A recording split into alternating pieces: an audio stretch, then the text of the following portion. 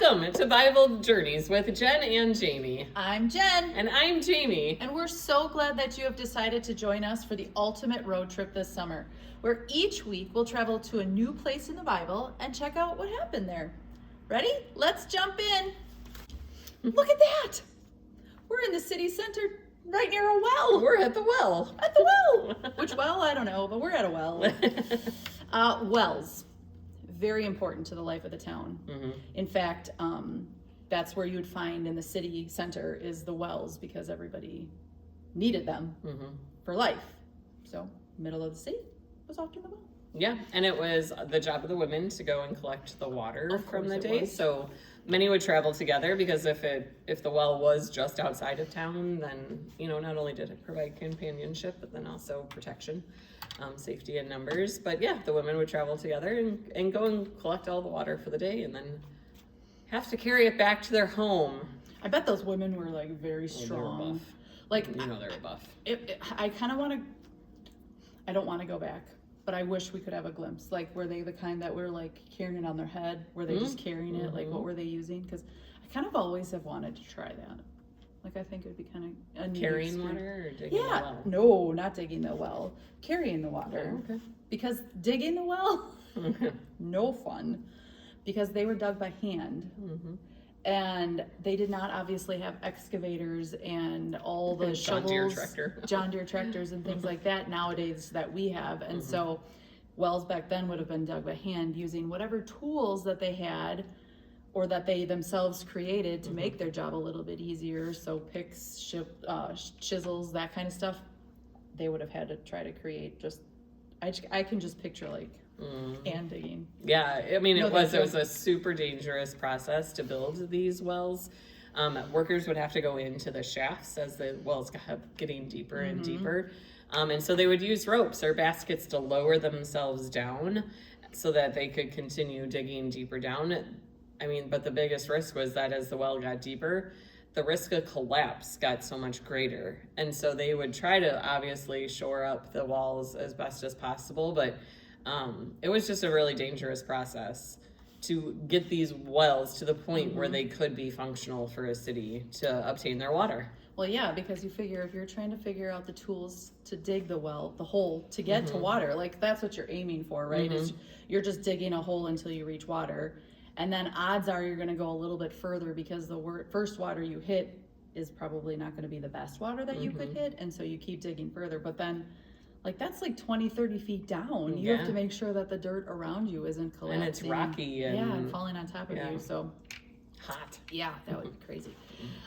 So the wells could be built to either tap into a natural spring, which would have been flowing underground, or as a large basin to collect the rainwater during a rainy season. So different ways to get the water. And being that wells were so vital to the towns and to the people, they were often the target of enemies. So in Genesis 26, it talks about how Isaac was actually able to reopen wells that had been dug during Abraham's time. So kind of crazy to think about how much time had lapsed. But the Philistines had actually stopped the water from flowing as punishment to the people. And so Isaac was able to get those reopened. But being that it's a life source for a community, what's a natural way to punish and really put your thumb down on the people? Well, to cut off their water supply. Yeah, because it's not like you could go turn on your sink or something. I mean, there was only usually the well that you dug, then that's where you got your water. So if that's cut off, you're either digging another well or moving the entire city. And so that could make life very, very difficult. Both of which are a lot of work. Both of which are a lot of work. No, thank you. Yeah. Absolutely not. So, yeah. All right. Well, now that we've looked at the past, let's flash forward to the future and see where we are today. Look at that. We're still at the same well that we just talked about in Jesus's days that you'll find in the Bible. Yeah, several wells are actually still in existence today, which is pretty remarkable.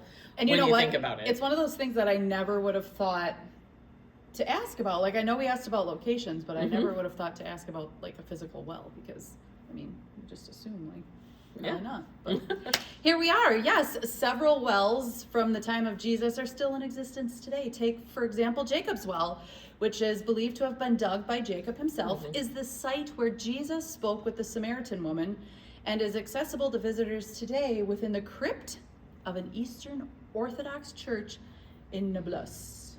I'm not really good at biblical names. I like how you just like, if you just like say it all in one breath, you're gonna like Nablus. There you go. Nablus. Anyways, that's where it is. Yeah, and then there's also still the ancient wells of Beersheba, known as the Well of Abraham. It's the traditional location where the patriarchs would have dug wells in the Negev. In the middle of the desert. Yeah. What? And the original well is in the historic city center, and is mostly preserved as just a national landmark rather than like an active drinking source. Sure. But water does still flow from there through the aquifers in the area. So technically, yes, you can still get water from the ancient wells of Beersheba, but it is not drinkable. One that you would like go and just like fill up your buckets. They're really taking care to preserve it as a landmark. Also, like, just the more you think about this and talk about this, like the fact that wells from 2,000 years ago are still in existence and still getting water, like, and they're like replacing the road by my house for like the 15th time since I've lived here in the past 20 years. Not like, usable water, but yeah. So I don't know why I got all the difficult names, but I got Negev. yeah, but everyone knows how to say that.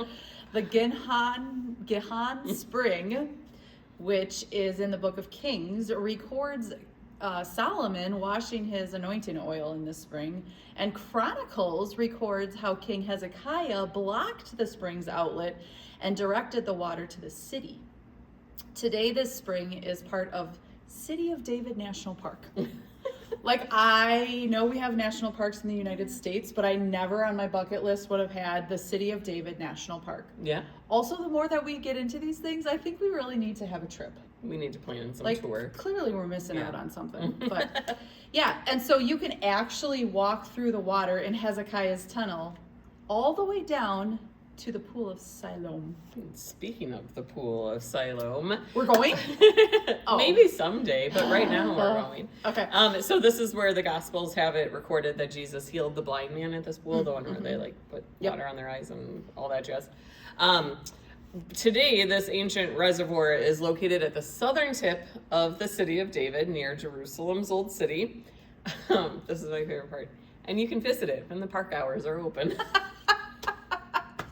And you can actually take the tour. Like, yeah, you can have it as part of a tour during the hours that the parks are open. So these locations that are believed to have been from Jesus's time, some are still accessible, some are still working, some have been monetized and are, part of tours that people can go see. So listen, in a couple weeks, I'm going to be touring like the Badlands and Black Hills National Park, all of those things.